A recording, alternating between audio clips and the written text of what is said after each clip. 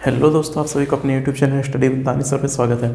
आज का हमारा टॉपिक रहे क्लास 10th का, जिसमें हम लोग समझेंगे क्लास 10th का मैथ्स का, और लेसन 1 रहे जिसमें हम लोग समझेंगे उसमें आज का थ्योरी पेपर, वो भी किसका, क्लास 10th का लेसन 1 का। ठीक है, जो कि NCERT से रहेगा, उसमें हम लोग समझेंगे लेसन 1 के बारे में, और वो रहेगा रियल नंबर पर, उसका भी क्या चीज़ रहेगा, ये थ्योरी पेपर रहेगा। ये समझते थ्योरी इसका।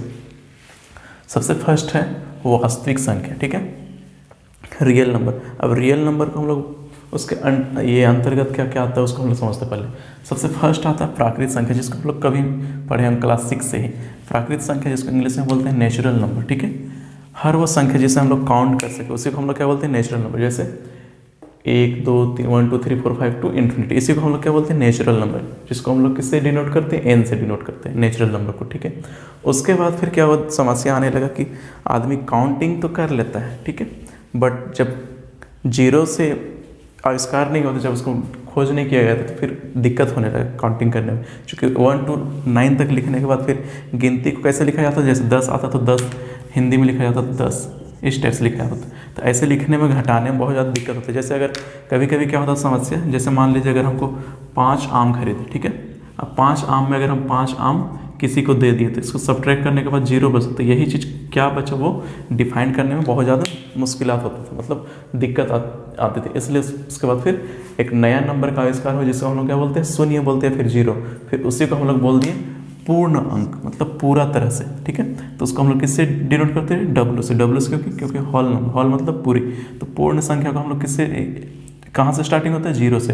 तो इसको हम लोग बोल सकते हैं 0 के अलावा जितने भी इंटीजर बच गए, क्या होता है, नेचुरल नंबर, वो सभी क्या कहलाएंगे, पूर्ण संख्या कहलाएंगे। तो कभी कभी क्वेश्चन पूछता है क्या सभी नेचुरल नंबर पूर्ण संख्या हो सकते हैं, या फिर सभी प्राकृतिक संख्या पूर्ण संख्या हो सकते हैं, तो इसका आंसर क्या होगा, यस। लेकिन अगर कभी क्वेश्चन पूछ दे कि क्या पूर्ण संख्या कभी प्राकृतिक संख्या बन सकता है, तो इसका जवाब क्या होगा, नहीं, क्योंकि इस पे वो 0 नहीं लिया जाता। उसके बाद फिर ये दोनों तो ठीक था, चल रहा था। उसके बाद फिर आया क्या चीज़ कि अगर हमको मान लीजिए अगर मेरे पास 10 आम है, ठीक है, 10 आम से अगर हमको किसी को 12 देना, तो फिर यहाँ पर क्या हो गया, माइनस आने लगा। ठीक है, तो इसी नंबर को डिनोट करने के लिए फिर एक नया फैमिली को क्या बोलते हैं, उजागर करना पड़े, जिसको हम लोग बोलते हैं इंटीजर, जिसको हम लोग हिंदी में क्या बोलते हैं, पूर्णांक। तो पूर्णांक के अंतर्गत हम लोग को 3 टाइप आता है। पहला 0 का अगर राइट साइड चलेंगे तो हम लोग क्या हो जाएगा, पॉजिटिव, जिसको हम लोग बोलते हैं धनात्मक, और लेफ्ट साइड चलेंगे तो क्या होता है, ऋणात्मक।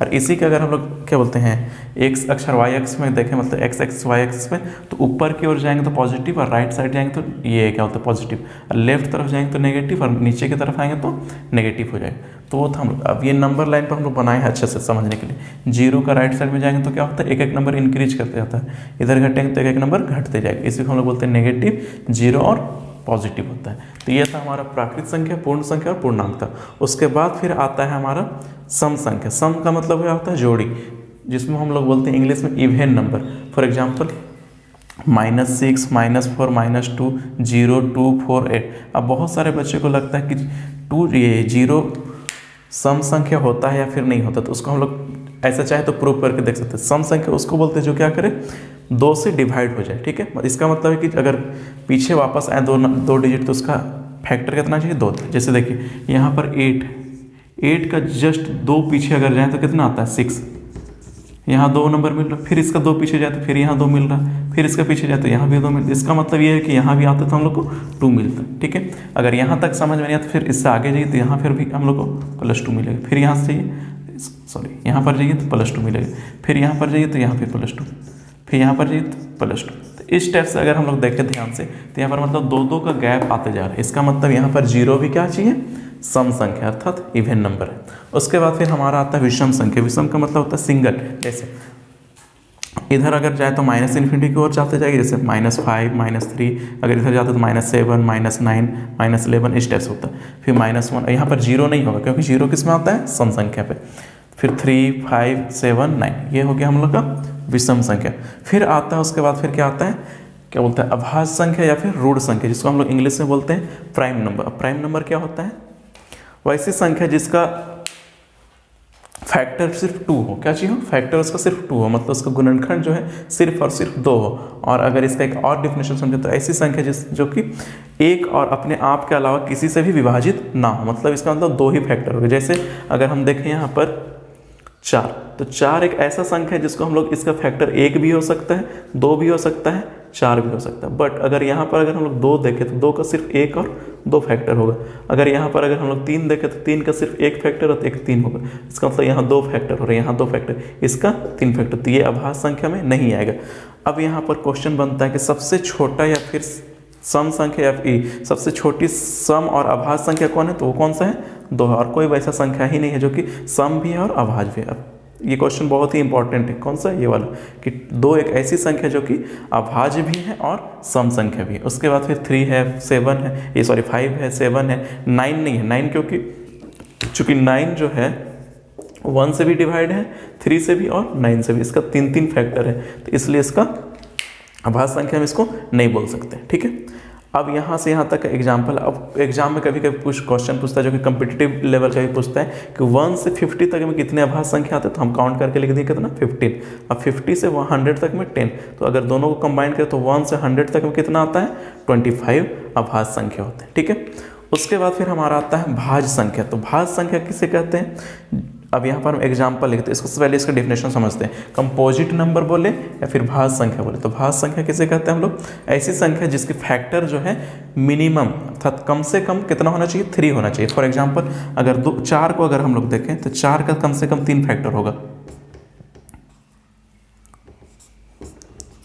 और अगर बाकी का अगर देखें, अब बहुत कोई बोले कि 8 का, तो 8 का कम से कम देखिए 1 2 4 8, इसका तो 4 भी हो जा रहा है, मतलब कम से कम कितना होना चाहिए, 3, उससे कम में फिर अभाज्य संख्या होगा। ठीक है, अब यहाँ पर बच्चों को दिक्कत होता है, स्टूडेंट को दिक्कत होता है कि सर 1 को किस पे लेंगे, तो 1 कैसा संख्या, तो 1 सिर्फ और सिर्फ ऑड संख्या में आता है, मतलब विषम संख्या में सिर्फ 1 को हम लोग काउंट करते हैं ना, क्योंकि 1 का अगर हम लोग यहाँ पर गुणनखंड करें, जैसे अगर हम मान लें अगर 2 का गुणनखंड करें तो क्या हो जाएगा, 2 1 का 2, तो एक गुणनखंड ये हो रहा है, एक गुणनखंड 1, मतलब 2 फैक्टर हो रहा है। 4 का करें तो क्या हो जाएगा, 4 1 का 4, और फिर इसका हो सकता है 2 गुना 2, तो यहाँ एक गुणनखंड ये हो गया, एक गुणनखंड ये हो गया, एक गुणनखंड यहाँ 3 हो रहा। बट अगर हम लोग 1 का गुणनखंड करें तो 1 गुना 1, और दोनों का दोनों क्या है, सेम संख्या, और सेम नंबर नहीं होना चाहिए। तो ये था हम लोग का अभाज्य संख्या, ये सॉरी भाज्य संख्या। तो हम लोग किस क्या क्या समझे अभी, प्राकृत संख्या जिसको काउंटिंग कर सकते हैं, पूर्ण संख्या जिससे 0 को ऐड करते हैं, इंटीजर जिसमें प्लस माइनस दोनों हो और 0 भी साथ में, सम संख्या बता दिए हैं, इवन नंबर, विषम संख्या, अभाज्य संख्या, ऋण संख्या कभी कभी पूछता है, भाज्य संख्या को हम लोग सम्मिश्र संख्या बोलते हैं, कंपोजिट नंबर। तो ये था हम लोग का, इसका चाहे तो स्क्रीनशॉट ले लीजिए, इसके बाद फिर हम लोग समझेंगे अब क्या बोलते हैं परिमेय अपरिमेय संख्या, तो इसका आप लोग स्क्रीनशॉट ले सकते हैं। अब हम लोग नेक्स्ट स्लाइड में समझेंगे परिमेय संख्या और अपरिमेय संख्या क्या है, डेसिमल के बारे में। तो ये समझते परिमेय संख्या क्या होता है, परिमेय संख्या की जरूरत क्यों पड़ा, चूँकि नंबर तो ठीक मिल गया, तो हम लोग natural number, whole number, integer, सम संख्या, विषम संख्या, अभाज्य संख्या, सहभाज्य संख्या, ये सब मिल गया। बट ऐसा हम लोग को जरूरत क्यों पड़ा, तो इसको समझते हैं।